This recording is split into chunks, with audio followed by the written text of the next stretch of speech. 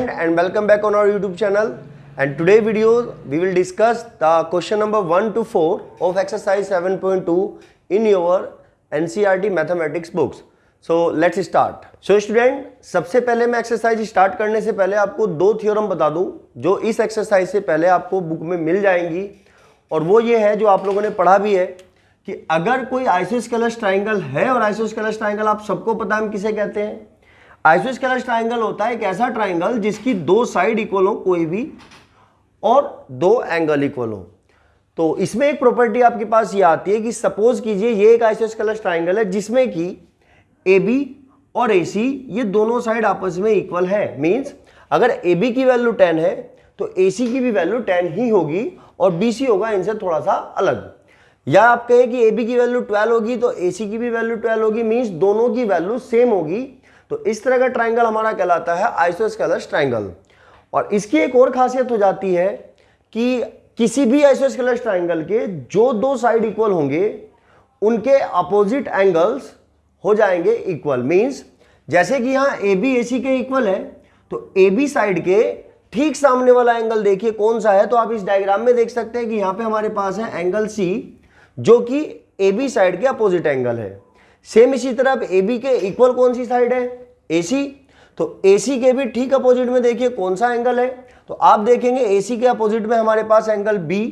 तो हम ये कह सकते हैं कि if AB equals to AC, अगर AB AC के इक्वल है तो इनके सामने वाली जो साइड होंगी that will be also equals to each other. Means AB के अपोजिट हमने देखा एंगल C और AC के अपोजिट हमने देखा एंगल B, ये भी आपस में एक दूसरे के इक्वल होंगे। और एक थ्योरम इसी की कन्वर्स है जिसमें आपको बताया जाता है कि अगर किसी ट्राइंगल के कोई भी दो एंगल इक्वल हो तो उनके अपोजिट साइड भी आपस में इक्वल होंगी।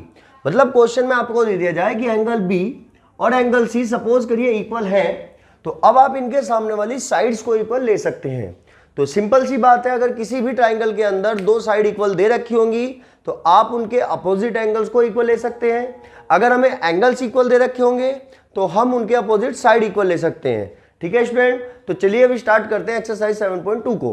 तो स्टूडेंट क्वेश्चन नंबर 1 में आप देख सकते हैं स्क्रीन में, इसमें कहा हुआ है in an isosceles triangle ABC with AB equals to AC। आपके पास एक आइसोस्केलस ट्राइंगल है ABC जिसमें कि AB AC के इक्वल है, और फिर उसके बाद क्या रखा है the bisectors of angle B and C। Bisector आप सबको पता है कि वो साइड जो किसी एंगल को दो इक्वल हिस्सों में तोड़ती हुई जाए उसको हम कह देते हैं बाइसेक्टर। तो bisectors of angle B and C intersect each other at O। और आप डायग्राम में देख भी सकते हैं कि यहाँ पे जो BO है वो एंगल B का बाइसेक्टर हुआ, और CO जो है वो एंगल C का बाइसेक्टर हुआ। और फिर हमारे से कह रखा है कि then so that first part में हमारे से कह रखा है OB इक्वल्स टू OC, और सेकंड पार्ट में प्रूव करवा रखा है AO बाइसेक्ट्स एंगल A। तो चलते हैं इसके सॉल्यूशन की तरफ। सबसे पहले स्टूडेंट जो चीज़ हमें गिवन है हम वो लिख लेंगे यहाँ पे, क्योंकि हमें प्रूफ करना है। तो गिवन में आपको आप देख सकते हैं क्या चीज़ दे रखा है। एक तो दिया हुआ है कि AB is equals to AC, तो आप कह सकते हैं कि AB इक्वल्स टू AC हमें गिवन है। उसके अलावा आप क्वेश्चन को जब ठीक से रीड करेंगे तो उसमें दो बातें और क्या रखी है कि bisector of angle B and bisector of angle C intersect each other at point O। यानी कि B का बाइसेक्टर C का बाइसेक्टर एक दूसरे को O पे इंटरसेक्ट कर रहे हैं। तो हम यहां से कह सकते हैं कि क्वेश्चन में कहना वो ये चाह रहा है कि BO is bisector of angle B and CO is bisector of angle C, क्योंकि उसने कहा है साफ साफ कि bisector of angle B and C intersect each other at point O। तो हम कह सकते हैं ये BO और CO जो है बाइसेक्टर हुए, ये कहना चाह रहा है वो। अब उसके अलावा कोई चीज हमें नहीं दे रखी है। फिर हमारे से प्रूफ जो करवा रहा है हम वो लिख लेते हैं। टू प्रूव करके लिखना होता है, ये सब आपको पता लग ही चुका होगा अब। तो हम यहाँ पे लिख देंगे टू प्रूव करके, और टू प्रूव में हमारे से फर्स्ट पार्ट में प्रूफ करवाया जा रहा है OB इक्वल्स टू OC। एक तो हमारे से ये प्रूव करवाया कि भाई OB को OC के इक्वल दिखाइए। उसके अलावा सेकंड पार्ट में एक और चीज हमारे से प्रूफ करवाई जा रही है, और सेकंड पार्ट में प्रूफ करवाया जा रहा है कि AO बाइसेक्ट्स एंगल A, यानी कि ये प्रूफ करना है कि जो AO है ये एंगल A को बाइसेक्ट कर रहा है। मींस जो एंगल A के दो टुकड़े हो रहे हैं, यानी कि हम कह सकते हैं BAO और दूसरा टुकड़ा है CAO। अगर हम किसी भी तरह इन दोनों एंगल्स को इक्वल दिखा दें कि BAO CAO के इक्वल है, तो ये इस बात को प्रूव कर देगा कि AO एंगल A को बाइसेक्ट करता हुआ जा रहा है। तो अब हम चलते हैं इसके प्रूफ में। हमें कोई भी इस क्वेश्चन में अपनी तरफ से एक्स्ट्रा कंस्ट्रक्शन नहीं करनी, तो यहाँ पे कंस्ट्रक्शन का पार्ट स्किप कर देंगे और अब आते हैं हम प्रूफ पे।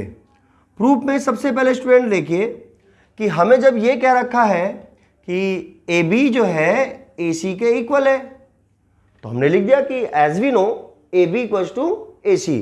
तो थोड़ी देर के लिए आप इस OB और OC को भूल जाइए और सिर्फ ध्यान दीजिए ट्राइंगल ABC में। तो ट्राइंगल ABC में आप देखेंगे कि AB और AC इक्वल हैं, तो इनका अपोजिट एंगल भी इक्वल होंगे, और AB के अपोजिट एंगल है एंगल C। तो मैं कह सकता हूं कि AB के अपोजिट वाला एंगल C इक्वल होगा AC के अपोजिट एंगल B के। और आप यहां रीजन लिख सकते हैं कि since opposite angles of equal sides. ठीक है स्टूडेंट, ये चीज आपने देख ली। और अब जब ये एंगल इक्वल है तो हम क्या कर सकते हैं, दोनों तरफ किसी भी सेम नंबर से डिवाइड मल्टीप्लिकेशन ये काम कर सकते हैं। तो मैं यहां पे डिवाइड देने वाला हूं 2 से, मतलब मैं एंगल C को भी डिवाइड दे रहा हूं 2 से और मैं एंगल B को भी डिवाइड दे रहा हूं 2 से। ऐसा क्यों किया है, क्योंकि आप देखिए कि OB जो है वो बाइसेक्टर कहा हुआ है, मतलब ये जो एंगल है वो इस एंगल के इक्वल होने वाला है, ये दोनों एंगल। तो जो OB है वो एंगल A को बाइसेक्ट कर रहा है, मींस ये एंगल OBC ये भी पूरे एंगल B का हाफ होगा, और ये एंगल यानी कि OCOBA ये भी पूरे एंगल B का हाफ होगा। मतलब एंगल B के हाफ को हम दो नामों से इसको डिनोट कर सकते हैं। हम चाहे तो एंगल B के हाफ को OBC भी कह सकते हैं और OBA भी कह सकते हैं, डिपेंड करता है हमारी नीड पे कि हमें किस चीज की नीड है। उसके अलावा इसी तरीके से ये CO भी बाइसेक्टर है, तो बाइसेक्टर होने का मतलब ये हुआ कि ये भी इस एंगल को और इस एंगल को दो इक्वल हिस्सों में तोड़ेगा, तो ये दोनों एंगल भी आपस में इक्वल होंगे, यानी कि OCB OCA के इक्वल होने वाला है। ठीक है स्टूडेंट, और यहां भी वही कंडीशन कि एंगल C के हाफ को हम चाहें तो OCB भी लिख सकते हैं और हम चाहें तो OCA भी लिख सकते हैं। तो मैं यहां पे एंगल C के हाफ को लिख रहा हूं एंगल OCB। अभी मैंने आपको बताया कि एंगल C का आधा ये भी होगा, क्योंकि सपोज कीजिए अगर ये एंगल 60 डिग्री का रहा होगा तो ये 30 हो गया होगा, यानी कि दोनों हाफ हाफ है। तो मैं एंगल C के हाफ को यहां पे डिनोट कर दे रहा हूं OCB से। सेम इसी तरह एंगल B का हाफ भी मैं लिख दे रहा हूं OBC, तो यहां आ जाएगा एंगल OBC। ठीक है स्टूडेंट, लेकिन हमें प्रूफ क्या करना है, फर्स्ट पार्ट में हमें प्रूफ करना है कि जो OB है वो OC के इक्वल है। तो अब मैं यहां बात कर रहा हूं इन ट्राइंगल OBC। मैं इसी छोटे से ट्राइंगल को OBC को लेकर चलता हूं, और इसमें हमें क्या करना होगा, अभी मैंने आपको एक चीज बताई थी इस वीडियो के स्टार्टिंग में कि अगर किसी भी ट्राइंगल के अंदर कोई दो साइड इक्वल होंगी तो उनके अपोजिट एंगल इक्वल होंगे, और अगर किसी ट्राइंगल के अंदर कोई दो एंगल इक्वल हो जाए तो उनके अपोजिट साइड भी आपस में क्या होंगी, इक्वल। तो ट्राइंगल OBC में हमें एंगल OBC पता लग चुका है कि एंगल OCB के इक्वल है, मींस ये एंगल और ये एंगल दोनों आपस में इक्वल हुए, ये हमने दिखा दिया यहाँ पे। तो जब ये दोनों एंगल इक्वल हुए तो इनके अपोजिट साइड भी इक्वल होगी। तो मैं ये कह सकता हूं कि एंगल OBC के अपोजिट में जो साइड है वो है OC, ये इक्वल होगा एंगल OCB के अपोजिट में जो साइड है OB के।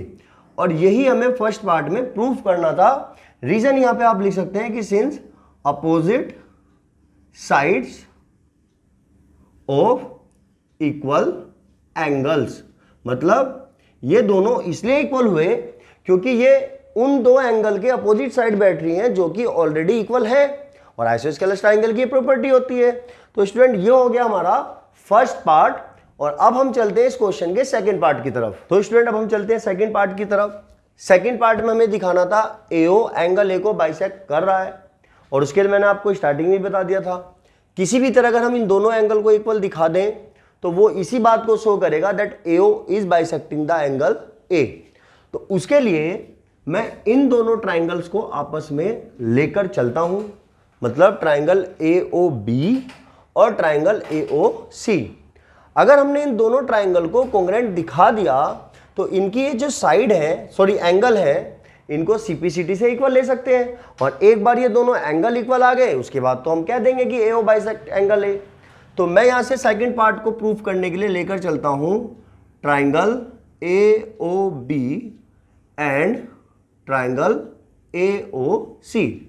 अब हमें किसी भी तरह इनकी कोई सी भी तीन चीजें आपस में इक्वल दिखानी होंगी। तो सबसे पहले आप देखिए ट्राइंगल AOB की जो AB साइड है वो इक्वल है ट्राइंगल AOC के AC साइड के इक्वल। क्यों इक्वल है? क्योंकि हमें दे रखा है, तो हम यहां पर लिख सकते हैं कि इट इज ऑलरेडी गिवन। उसके बाद दूसरी चीज की तरफ चलते हैं। तो दूसरी चीज आप देखिए कि जो AO है ये दोनों ही ट्राइंगल में कॉमन पार्ट है, मतलब जब हम बात AOB की करते हैं तो भी AO आ रहा है, जब हम बात AOC की करते हैं तो भी AO आ रहा है। तो मैं लिख सकता हूं कि इस ट्राइंगल की AO साइड इस ट्राइंगल की भी AO साइड के इक्वल है because it is common in both the triangles. और उसके बाद तीसरी चीज ढूंढे तो अभी हमने फर्स्ट पार्ट में प्रूव करा है कि OB OC के इक्वल है। तो मैं लिख सकता हूं कि ट्राइंगल AOB की OB साइड इक्वल होगी AOC के OC साइड के, और इसको आप लिख सकते हैं प्रूव्ड। मतलब फर्स्ट पार्ट में हमने प्रूव करके दिखा दिया कि OB OC के इक्वल क्यों है, और चूंकि हमने इन दोनों ट्राइंगल की तीनों साइड्स इक्वल दिखा दी हैं तो ये हो जाने वाला है congruent by SSS congruent rule.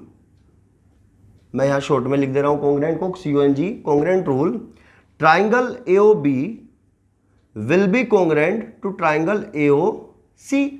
और जैसा हमें पता है कि जब हम किसी दो ट्राइंगल को कॉन्ग्रुएंट दिखा दें तो उसकी बची हुई सारी चीजें, तीन चीजें हम इक्वल दिखाते हैं, तीन चीजें हम इक्वल ले सकते हैं by using the method of CPCT। तो मैं कह सकता हूं कि ट्राइंगल AOB का एंगल BAO, सो यहां लिख सकता हूं सो एंगल BAO इक्वल होगा ट्राइंगल AOC के CAO के इक्वल। तो एंगल COA के इक्वल होगा। क्यों होगा? By CPCT। इसका मतलब आपको बार बार बता चुके हैं कि CPCT की फुल फॉर्म होती है corresponding part of congruent triangle. मतलब ये दोनों इसलिए इक्वल है क्योंकि हम जिन दो ट्राइंगल को कॉन्ग्रुएंट दिखा चुके उनके ये कोरस्पॉन्डिंग पार्ट है and that will be equals to each other. और अब जब ये दोनों एंगल इक्वल आ गए तो हम यहां से स्टेटमेंट लिख सकते हैं कि सो AO बाइसेक्ट्स एंगल A, यानी कि जो AO है एंगल A को दो हिस्सों में बाइसेक्ट करती हुई आ रही है, और यही हमें इसके सेकंड पार्ट में प्रूफ करना था। तो चलते हैं क्वेश्चन 2 की तरफ।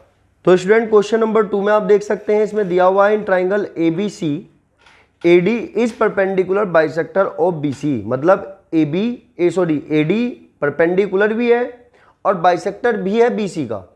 तो यानी कि जो AD है वो BC साइड पे गिरने के बाद दोनों तरफ लेफ्ट साइड राइट साइड दोनों तरफ राइट एंगल बनाएगा।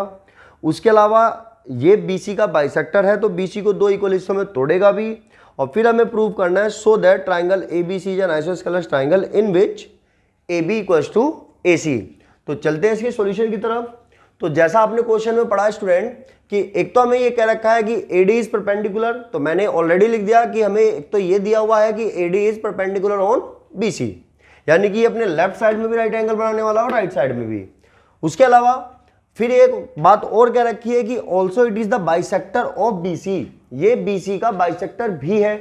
तो मतलब ये जो BC के दो पार्ट हो रहे हैं BD और DC, ये दोनों आपस में होने वाले हैं इक्वल। तो इस बात को भी मैंने यहाँ पे मेंशन कर दिया कि ये भी चीज हमें दे रखी है, डायरेक्टली नहीं दे रखी बट सेंस यही कह रही है कि जो BD है वो DC के इक्वल होगा, क्योंकि ये एडी बीसी का बाइसेक्टर भी है, यानी कि वो 2 in 1 काम कर रहा है, परपेंडिकुलर भी है यानी कि राइट एंगल भी बनाएगा और बाइसेक्टर भी है, तो यानी कि बी डी डी सी के इक्वल भी होगी। और फिर हमारे से प्रूफ करवा रहा है वो A B equal to A C. और अगर आपने एक बार ए बी को ए सी के इक्वल दिखा दिया तो ये इस बात का प्रूफ है that the triangle A B C is isosceles. तो हम चलते हैं इसके प्रूफ की तरफ। तो स्टूडेंट, जैसा कि आप अच्छी तरह से जानते हैं कि अगर हमने किसी भी तरह इन दोनों ट्राइंगल को कॉन्ग्रुएंट दिखा दिया, और इस ट्राइंगल चैप्टर में आप देखेंगे कि हर क्वेश्चन में कॉन्ग्रुएंसी रूल लगना ही है, यानी कि कहीं ना कहीं आपको दो ट्राइंगल को कॉन्ग्रुएंट दिखाना होता है और उसके बाद अगर वो ट्राइंगल को कॉन्ग्रुएंट प्रूव कराता है तो वो आंसर वहीं आ जाएगा। अगर वो किसी पार्ट को इक्वल प्रूफ करवाता है तो पहले आप उन दो ट्राइंगल को कॉन्ग्रुएंट दिखा दिए जिसके वो पार्ट है, उसके बाद सीपीसीटी से हम लिख देते हैं। वही काम हमें यहाँ भी करना होगा कि पहले इन दोनों ट्राइंगल को कॉन्ग्रुएंट दिखाना होगा और उसके बाद इसकी जो साइड्स हैं ए बी और ए सी, इनको हम सीपीसीटी से ले लेंगे इक्वल। तो मैं उन दोनों ट्राइंगल को लेकर चल रहा हूं जिनके ये पार्ट हैं। तो in triangle A D B and triangle A D C, एक तो ए डी बी और एक ए डी सी। और अब हमें इसकी किसी भी तीन चीजों को रूल के अकॉर्डिंग, जो रूल आपको बता रखे हैं कि या तो एस ए एस के अकॉर्डिंग या एस एस एस के अकॉर्डिंग या एंगल साइड एंगल के अकॉर्डिंग, ये कोई भी तीन चीजें आपको इक्वल दिखानी होंगी। तो ट्राइंगल ए डी बी की सबसे पहले आप देखिए एडी साइड दोनों में कॉमन है, यानी कि मैं लिख सकता हूं कि एडी इसमें भी है एडी इसमें भी है, then it will be equal because it is common in both the triangles. आप देख भी सकते हैं एडी एडी बी में भी है और एडी एडी सी में भी है। उसके बाद चलते हैं अपने दूसरी चीज को प्रूफ करने के लिए। तो दूसरी चीज आप देखिए कि इसके पास भी एक राइट एंगल है, इसके पास भी एक राइट एंगल है। तो मैं कह सकता हूं कि ट्राइंगल ए डी बी का angle A D B equal होगा ट्राइंगल एडीसी के एंगल एडीसी के, मतलब एडीबी ये एंगल एडीसी इस एंगल के इक्वल होने वाला है। और क्यों इक्वल है? क्योंकि दोनों की वैल्यू सेम है एंड दैट इज 90 डिग्री। तो मैं यहां पे लिख सकता हूं कि ये दो एंगल इसलिए इक्वल है because each is equal to 90 degree. दोनों की वैल्यू 90 डिग्री है, that's why they will be equal to each other. और अब तीसरी चीज, तो तीसरी चीज आप देखिए कि ट्राइंगल एडीबी की बीडी साइड ट्राइंगल एडीसी की डीसी साइड के इक्वल है। तो मैं यहां से तीसरी चीज लिख देता हूं बीडी इक्वल टू सीडी, और ये भी हमें गिवन है क्वेश्चन के अंदर। मैंने आपको बताया था डायरेक्टली गिवन नहीं है बट सेंस यही निकल के आती है। तो हमने दो साइड इक्वल दिखाई और उनके बीच में आने वाला एंगल इक्वल दिखा दिया। तो ये कौन सा रूल हुआ स्टूडेंट? आपको पता होगा, एस ए एस, यानी कि मैं लिख सकता हूं यहां पे by S A S congruency rule triangle A D B will be congruent to triangle A D C. और जब हमने इन दोनों ट्राइंगल को कॉन्ग्रुएंट दिखा दिया तो इसकी जो ए बी साइड है और इसकी जो ए सी साइड है, तो भाई ए बी बैठ रहा है इस ट्राइंगल का हाइपोटेनियस, ए सी बैठ रहा है इस वाले ट्राइंगल का हाइपोटेनियस, तो दोनों कोरस्पॉन्डिंग हुए। तो मैं यहां से लिख दूंगा कि now A D A B equals to A C, फिर से बता रहा हूं A B equals to A C, और इसका रीजन लिख देंगे by C P C T. और हमें यही चीज स्टूडेंट प्रूफ भी करनी थी। और अब चलते हैं नेक्स्ट क्वेश्चन की तरफ। तो स्टूडेंट अब आप देख सकते हैं अपनी स्क्रीन पर क्वेश्चन नंबर 3, और इसमें दिया हुआ है ABC is an isosceles triangle in which altitudes BE and CF are drawn to equal sides AC and AB। Triangle ABC isosceles है तो उसकी दो साइड इक्वल भी होंगी, और उसने यहाँ पे कह भी दिया है कि AC and AB are equal. फिर उसमें एक बात और क्या रखी है कि BE and CF are drawn to equal side AB and AC, और ये BE और CF को एल्टीट्यूड्स कहा गया है। एल्टीट्यूड्स का मतलब परपेंडिकुलर ही होता है जो राइट एंगल बनाए। और फिर हमारे से प्रूव करवा रहा है कि prove that these altitudes are equal. तो आप जब क्वेश्चन पढ़ेंगे तो आपको ये दिखेगा साफ साफ कि एक तो हमें AC को AB के इक्वल कहा हुआ है, ये AC AB के इक्वल है एक चीज। उसके बाद ये भी कहा था BE and CF are altitudes, यानी कि BE और CF जिस जिस साइड पे जाके गिरेंगे वहां राइट एंगल बनाएंगे। तो ये BE राइट एंगल बनाएगा लेफ्ट साइड राइट साइड दोनों तरफ, ये CF भी यही काम करेगा, एल्टीट्यूड है तो ये भी राइट एंगल बनाने वाला है, और हमें इन्हीं एल्टीट्यूड्स को इक्वल दिखाना है। तो बात वही हुई, मैंने आपको अभी पिछले क्वेश्चन में बताया था कि अगर हमें किसी दो ट्राइंगल को कॉन्ग्रुएंट दिखाना होता है फिर तो हम उसको लेकर चलते हैं और कॉन्ग्रुएंट दिखा देते हैं। लेकिन जब भी ट्राइंगल चैप्टर में आपसे कोई दो चीजें इक्वल प्रूफ करवाई जाए तो आपको सबसे पहले पता करना है वो दोनों साइड, अगर साइड है तो, और या फिर दोनों एंगल अगर एंगल है तो, किस ट्राइंगल के पार्ट्स बैठ रहे हैं। आपको किसी भी तरह उन दोनों ट्राइंगल को कॉन्ग्रुएंट दिखाना है और उसके बाद CPCT से उन पार्ट्स को इक्वल ले लेना है। तो मैं यहां सबसे पहले एक तो ट्राइंगल AFC, इसकी डायग्राम को थोड़ा सा, इसके पिक्चर को अलग निकाल ले रहा हूं जिससे कि हमें क्लियर समझ में आ जाए। तो AFC, ठीक है स्टूडेंट, मैंने इसकी फोटो यहां से अलग उठा ली है और आप देख सकते हैं कि एंगल F जो है वो राइट एंगल भी है, ठीक है। उसके अलावा ट्राइंगल AEB, इसकी भी पिक्चर मैं अलग निकाल ले रहा हूं। तो इसकी पिक्चर कुछ बनेगी इस तरह की, जहां आप देख सकते हैं कि ये A, ये E और ये B होगा, और जिसमें कि ये है राइट एंगल, और हमें CF को इस BE के इक्वल दिखाना है। तो मैंने यहां पे रफली दोनों डायग्राम अलग कर लिए हैं जिससे कि वहां थोड़ा सा कंजेस्टेड हो जा रहा था, मुझे यहां क्लियरली चीजें दिख जाएं। तो मैं इन्हीं दोनों ट्राइंगल को लेकर चलता हूं। तो चलते हैं प्रूफ की तरफ। तो प्रूफ में सबसे पहले लेकर चलेंगे in triangle AEB and triangle AFC, इन दोनों ट्राइंगल को लेकर चले, तीन चीजें इक्वल दिखानी है। तो ट्राइंगल AEB के अंदर जो AB है वो इस ट्राइंगल AFC के अंदर जो AC है उसके इक्वल है, दिया हुआ है हमें कि AB and AC are equal. तो मैं लिख सकता हूं कि ट्राइंगल AEB की जो AB साइड है ये इक्वल है ट्राइंगल AFC की AC साइड के, और यहां पे रीजन मेंशन कर देंगे कि इट इज गिवन।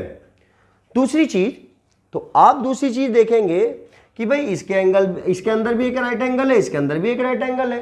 तो मैं ट्राइंगल AEB का जो एंगल AEB है उसको लिखने वाला हूं इक्वल्स टू में इस ट्राइंगल के एंगल AFC के, एंगल AFC के। रीजन यहां मेंशन कर देंगे because each is equivalent to 90 degree, दोनों की वैल्यू 90 डिग्री है, that's why they will be equals to each other.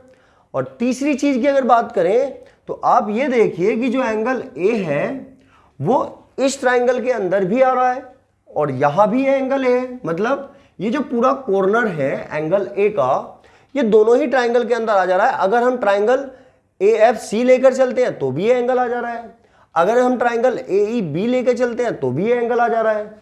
तो मैं कह सकता हूं कि इस ट्राइंगल का एंगल A इस ट्राइंगल के एंगल A के इक्वल आएगा because it is common in both the triangles. और चूंकि हमने इस ट्राइंगल के एक साइड दो एंगल इक्वल दिखाए हैं तो मैं ये कह सकता हूं कि by AAS rule, AAS congruent rule, आप चाहें तो ASA भी लिख सकते हैं। इस रूल से ट्राइंगल AEB कॉन्ग्रुएंट होगा ट्राइंगल AFC के। तो जब आपने इन दोनों ट्राइंगल को कॉन्ग्रुएंट दिखा दिया तो इसकी बची हुई चीजें आप इक्वल ले सकते हैं। हमें जरूरत सिर्फ किसकी है, BE की और CF की। तो मैं लिख सकता हूं कि इसकी जो BE साइड है it will be equal to CF। तो डायरेक्टली अब आप यहां पे लिख सकते हैं कि now BE equals to CF because CPCT, यानी कि ये उन दो ट्राइंगल के कोरस्पॉन्डिंग पार्ट हैं जिनको हमने कॉन्ग्रुएंट दिखा दिया है। तो आई होप आपको ये क्वेश्चन समझ में आया होगा। और अब हम चलते हैं क्वेश्चन नंबर 4 की तरफ। तो स्टूडेंट अब आप क्वेश्चन नंबर 4 में देख सकते हैं, आपकी स्क्रीन पर दिया हुआ है कि ABC is a triangle in which altitudes BE and CF to sides AC and AB are equal. Then prove that, आपको दो पार्ट दिए हुए हैं जो हमें प्रूफ करने हैं। अगर आप इसका कंपैरिजन क्वेश्चन नंबर 3 के साथ करें तो ये उसका बिल्कुल रिवर्स है। मतलब क्वेश्चन 3 में जो हमें दिया हुआ था वो यहाँ प्रूफ करना है और क्वेश्चन 3 में जो प्रूफ करना था वो यहाँ गिवन है। क्योंकि आप देख सकते हैं कि थर्ड में अभी हमने प्रूफ करा था बीई सीएफ के इक्वल है, और यहां क्वेश्चन में साफ साफ दिया हुआ है कि इस बार जो बीई एंड सीएफ हैं दे आर इक्वल, वो इक्वल हैं, और फिर से उन्हें एल्टीट्यूड कहा हुआ है। और इस बार हमें प्रूफ करना है फर्स्ट पार्ट में ट्राइंगल ए बी ई को कोंग्रुएंट दिखाना है ट्राइंगल ए सी एफ के, और फिर सेकंड पार्ट में प्रूफ करना है ए बी को ए सी के इक्वल। तो चलते हैं इसके सॉल्यूशन की तरफ। तो स्टूडेंट इस बार आपने देखा कि इस बार हमें बी परपेंडिकुलर दिया हुआ है फिर से ए सी पे, और सी एफ परपेंडिकुलर दिया हुआ है ए बी पे, क्योंकि एल्टीट्यूड्स क्या रखा है इन्हें। उसके अलावा इस बार बी को सी एफ के इक्वल कह दिया है, पिछले क्वेश्चन में हमारे से प्रूफ करवाया था, लेकिन इस बार बी को सी एफ के इक्वल दिया हुआ है। और अगर बात प्रूफ की करें तो हमारे से दो चीजें प्रूफ करवाई जा रही है, एक ट्राइंगल ए बी ई को कोंग्रुएंट दिखाना है ट्राइंगल ए सी एफ के, और फिर सेकंड पार्ट में प्रूफ करना है ए बी इक्वल्स टू ए सी। तो वो तो अगर आप इन दोनों ट्राइंगल को कोंग्रुएंट दिखा दें तो अल्टरनेटिव वो इक्वल हो ही जाने हैं, क्योंकि वो सीपीसीटी से इक्वल लिख देंगे।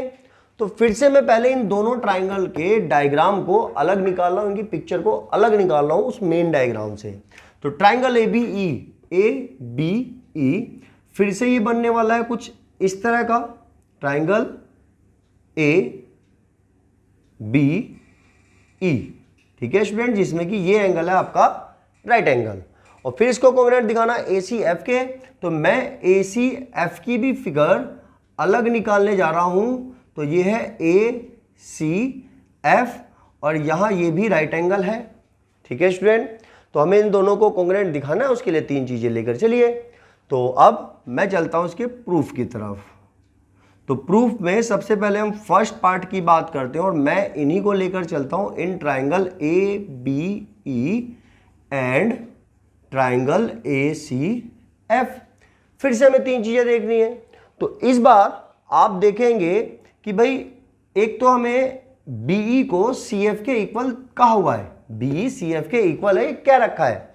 तो मैं लिख सकता हूं इस ट्राइंगल की बीई साइड इक्वल होगी ट्राइंगल ए सी एफ के सी एफ साइड की।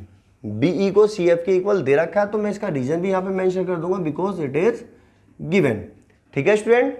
और अब दूसरी चीज, तो दूसरी चीज आप देखेंगे कि इस बार जो एंगल ए है वो फिर से कॉमन है, यानी कि एंगल ए इस ट्राइंगल के अंदर भी है, एंगल ए इस ट्राइंगल के अंदर भी है।